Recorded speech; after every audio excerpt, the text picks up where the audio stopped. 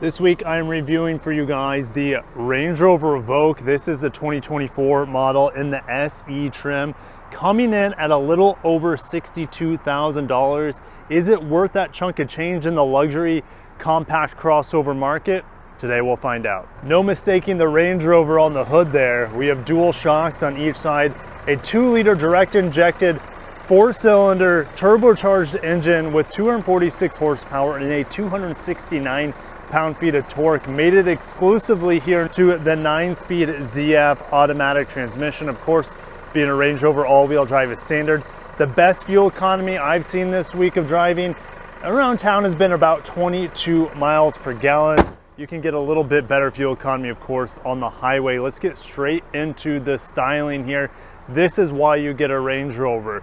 You want to look hot, you want to look sexy, and the Range Rover Evoque is those two things. And let's turn on the lights real quick. There we are, daytime running lights now on. It looks incredible. You even have fog lights down here at the bottom. This is the Tribeca blue color, comes in actually about $1,000 premium here. It is absolutely beautiful with these bronze accents, these gills that kind of come down, the almost like gills or shredder claws. I think it looks very aggressive. The Evoque has these nice rounded edges like its upscale Range Rover big brothers.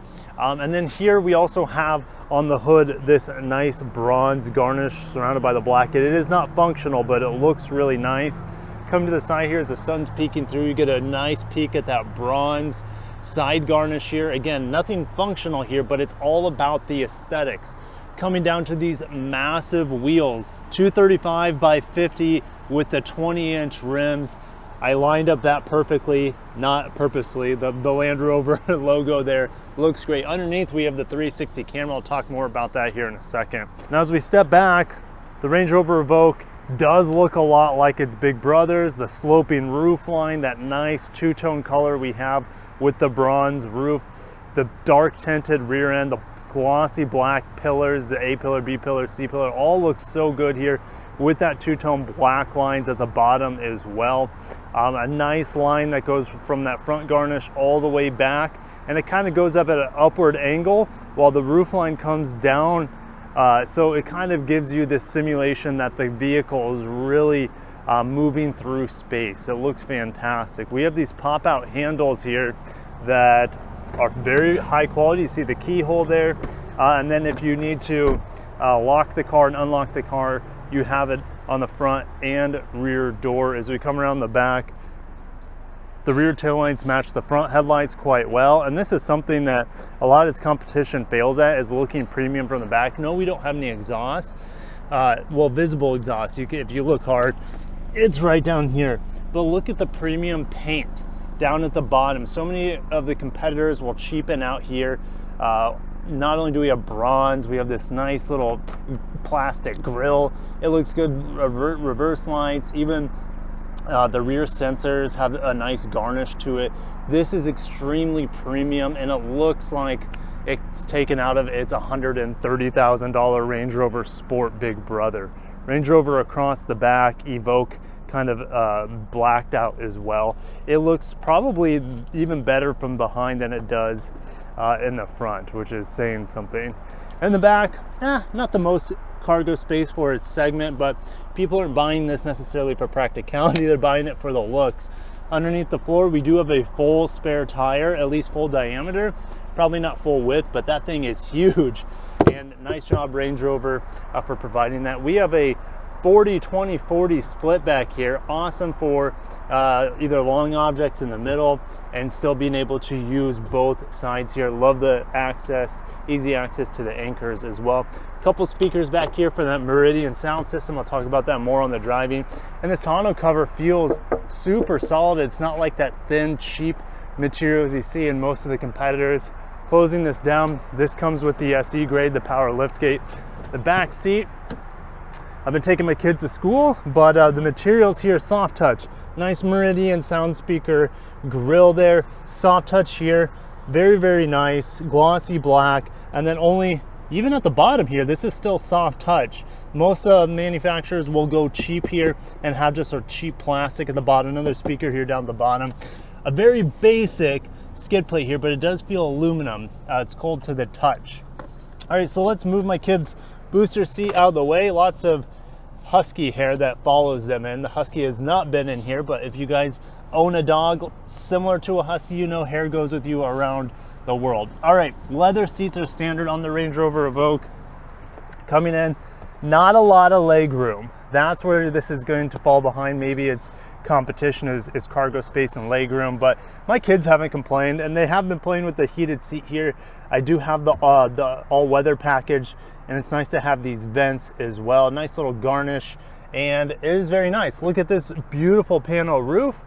Very, very nice. You do have a huge bar here in the middle, but it's, you know, I do appreciate that they offer this piece in the back as well. Nice cup holder armrest that the kids been playing with. And another thing for parents, you know, rear facing seats probably not going to fly here, but maybe for the front passenger side over there. But the easy access to the hooks is awesome here, something a lot of manufacturers don't make it that easy. So let's get into the front seat and talk about the lavishness up here. Now, there are models, let me turn the lights off. I think that's why it's blinking on me. We're gonna be quick because it's dinging at me with the door open, but very nice materials. We also have auto folding mirrors here. We have memory seats, Meridian sound system, 3 speakers here on the vehicle. Vertical lumbar control. I do not have massaging seats. These seats are pretty comfortable overall. Nice Range Rover skid plate. Nice attention to detail even with the pedal. So let's stop that chime, close it. Now this has a tech package which gives us the head-up display. I haven't been able to get my Android Auto directions to double on the head-up display, but I do like the head-up display overall. And I also have a digital rearview mirror, nice feature. And the 360 camera is also in the tech package, as well as, like, I have so many sensors. They are super, let's turn that off. They are super sensitive, no pun intended. The smallest thing will light up those sensors. So I do like the 360 effect here, that you just press this button and kind of gives me a full 360 view of the beautiful little Evoque here. But yeah, you can do off-road cameras as well. Most people are not going to be taking their little Evoque off-road. So let's get into the screen a little bit, then I'll get back into the material since I'm already on the screen. I guess I need to put it back in park, and now I should be able to get out of it. There we go. So Android Auto works really well in here wirelessly. I haven't had any issues, so I love that feature. It's really easy to just get to it. You know, I can choose the Pivi Pro navigation or the Pixel 6 Pro. I'm gonna keep it on Pixel 6 Pro, so when I click on nav, it automatically comes up with my Android Auto. And I like how vertical this screen is. It's 11-inch screen. It's super clear, by the way, very high resolution. Shows me weather, my music, but I can make my nav pretty much full screen as well. So if I need to quickly get out of that, maybe to my Sirius XM, look how simple and quick it is. Very, very snappy. I'm very impressed with this software. Now, you might be saying, Kirk, where are the climate control buttons? Well, there are none. It's all done through right here. And you can either tap this button while you're driving and customize your climate control, or you can just kind of leave it on auto and hold, and then you can raise your temperature or lower your temperature just by sliding and holding. You can do that the same with the volume. So if you want to increase the volume, don't want to get copyright strike, but you get the idea. So I really like this system, even though it doesn't have climate control buttons and knobs that I'd prefer. It is still functional. Now, one thing I wish I had was like a volume knob somewhere. Now, like I said, you can do the volume here. You can also do it on the steering wheel, but you have to crank this rotary dial over and over and over just to get the smallest volume changes. So if you want to quickly turn on the volume or quickly turn it down, you're just scrolling forever on this. So it's almost better to reach, take your eyes off the road, and hold down the volume and go from there. So it's the volume thing throws me for a loop, but behind the screen is a nice 12, I believe it's a 12-inch digital screen. It is fantastic. And it gives me all the information I want. I can customize it, but this is a screen I prefer to leave it on. Back to the steering wheel.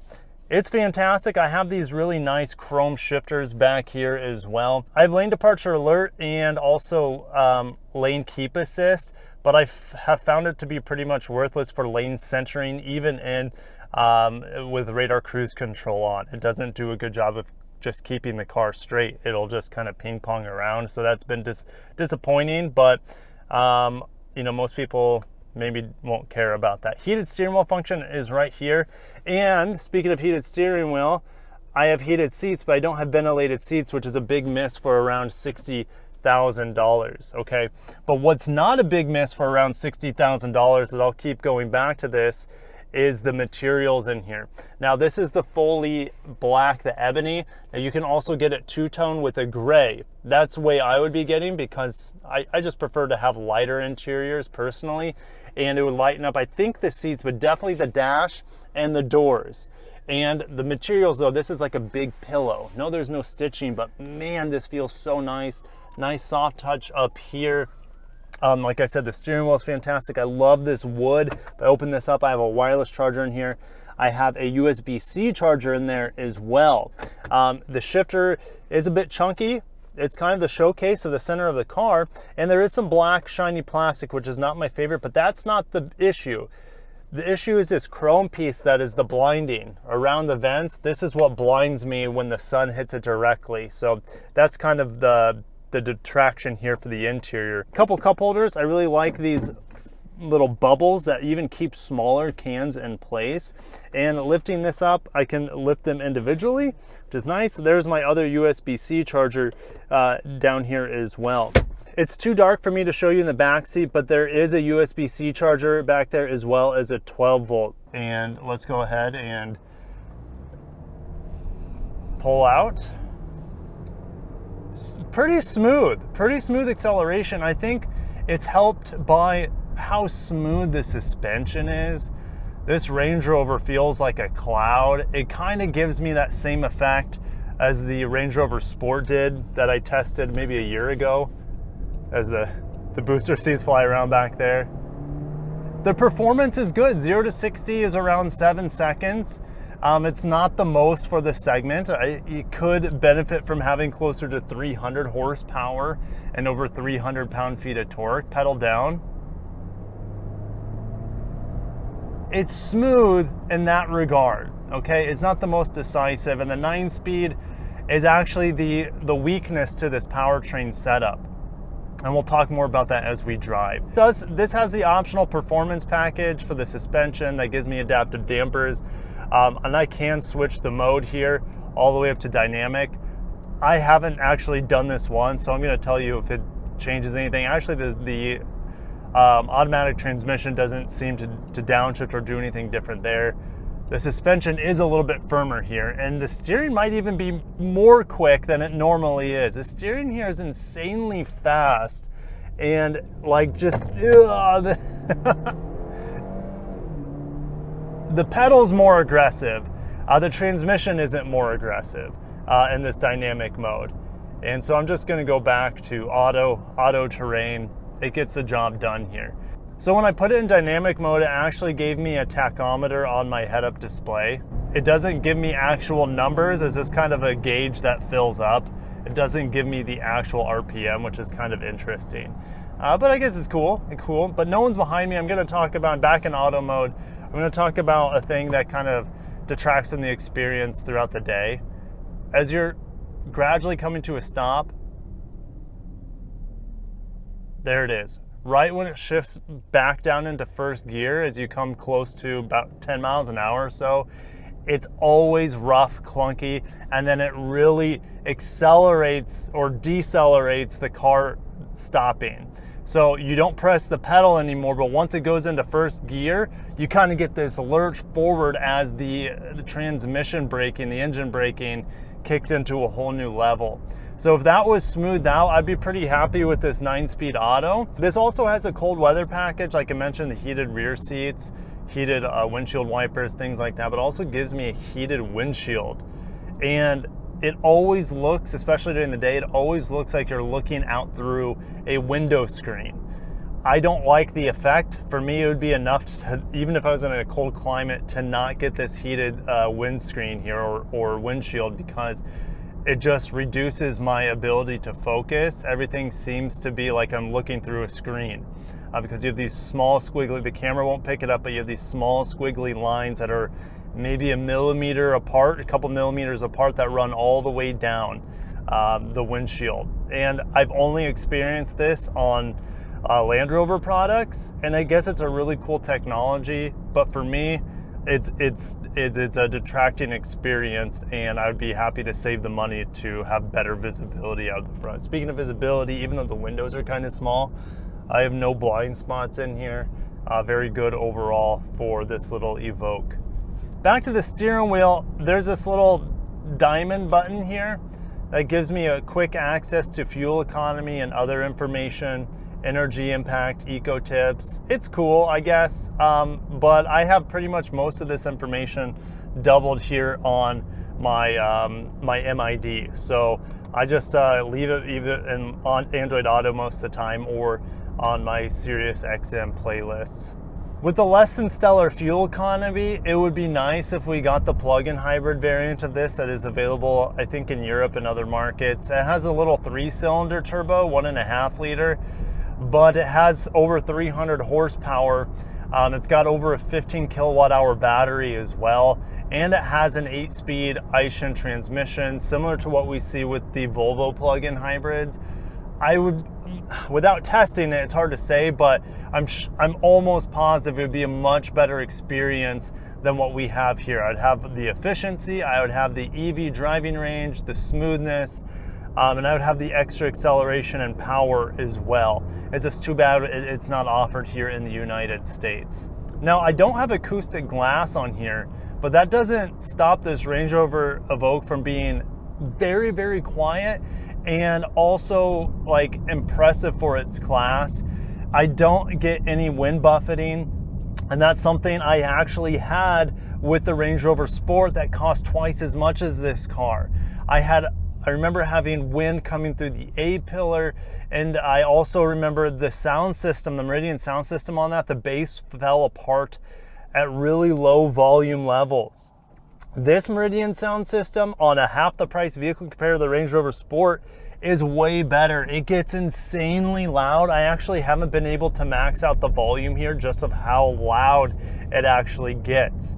Now the bass, it doesn't hit that hard in here with the Meridian sound system, but it does have a wide range. And this Meridian sound system has completely like changed my opinion of the Meridian brand. But we got a green light here. We're gonna throw this through the turn, even in automatic mode here. That transmission. Oh man, I know it would have been better if I was in dynamic, but I'm not going to swipe my finger just to put it in dynamic mode. Yeah, I mean, the handling is surprisingly good in here. It's just the powertrain is surprisingly underwhelming overall, especially, like I said, the 9-speed auto. Again, foot down. Double downshift takes a while. The engine sound is very, very muted in here, so they've done a really good job of removing any additional sound. I don't have a slider visor either, but yeah, in terms of quietness, luxury materials, luxury look, Range Rover has nailed it. The technology in here is actually pretty good as well. Even though I don't have my volume knob or climate control buttons, it does a pretty good job even through the touchscreen with that. So I could live with it surprisingly. Auto brake hold on, engine turns off with just me pushing down the pedal a little bit more. And I feel like I have a lot of space in here, even though from the outside this is a very small vehicle. Other than that loud Mopar product and V8, pretty much pin drop silent in here. Yep. There it goes. There it goes. So, why do you get the Range Rover Evoque? Well, you want the Range Rover nameplate for half the price of a Range Rover Sport, or maybe a third of the price of the biggest Range Rover. You get this for looks as well. I think this is one of the sexiest compact crossovers or subcompact crossover in the market. I had a Volvo XC40 before this. I love how that vehicle looks, but I think this looks better. And I love the materials in here. It's very comfortable. I feel very luxurious in here. It's just not a performance vehicle with this 2-liter with a 9-speed setup. So that's really the only Achilles heel, in my opinion, is the powertrain combination here. And for the price, it's just kind of underpowered compared to what else is out there. And it's just not as smooth as it should be as well. So with that being said, thank you guys for watching. Range Rover, thank you for sending me this unbelievably gorgeous Evoque. And I do feel very, very important in this vehicle, and that's what you want out of a luxury vehicle, at least for a lot of people. Some people don't care about, you know, the responsiveness of a transmission or the fuel economy as much as I do. But if what you care about the most is looks and how this vehicle makes you feel, it's hard to beat the Range Rover Evoque from a pure aesthetic and comfort and a luxury standpoint. But I'm going to end it there. Thank you guys for watching, and I'll catch you guys in the next one. Peace out.